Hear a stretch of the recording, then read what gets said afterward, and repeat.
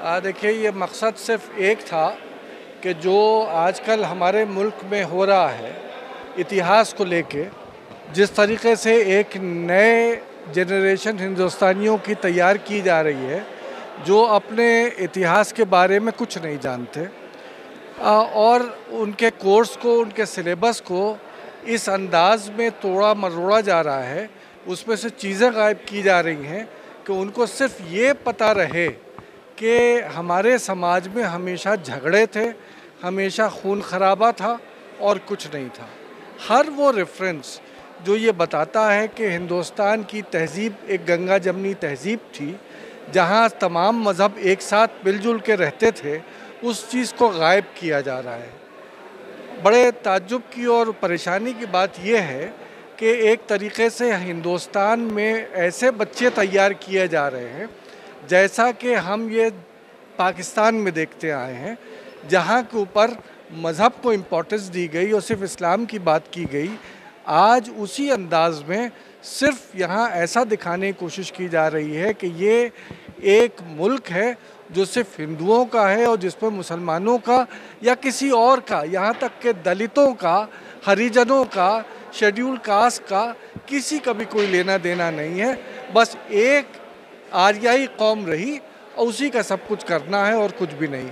ऐसे इतिहास को यहाँ पे फैलने से रोकने के लिए हम लोग आवाज़ उठाना चाह रहे हैं और इसीलिए ये आज का प्रोग्राम हमने रखा था।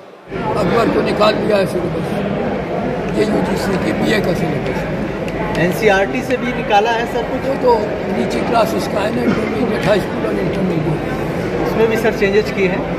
एनसीईआरटी किताबों में भी मुगलों की हिस्ट्री हटाई ना।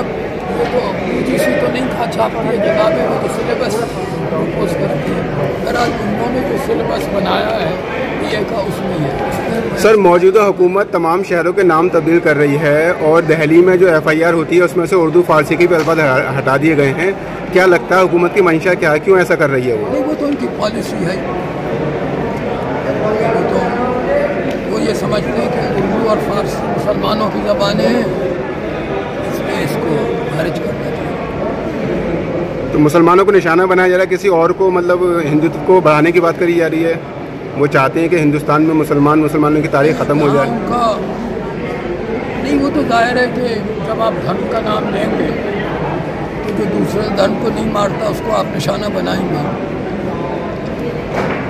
पाकिस्तान में पहले हिंदुओं और सिखों को निशाना बनाया, वो तो खैर रहे नहीं, 100 वो हैं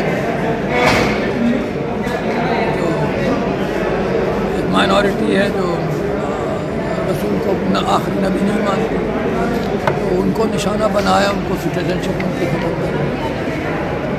ठीक है सर, आपने अपनी स्पीच में बोला ये कहा कि अगर शहरों के नाम बदल रहे हैं तो अपना नाम भी बदल लें। फारसी अगर इतनी ख़राब ज़बान है तो अपना नाम भी बदल लें। शाह तो बिल्कुल मेरा फारसी है।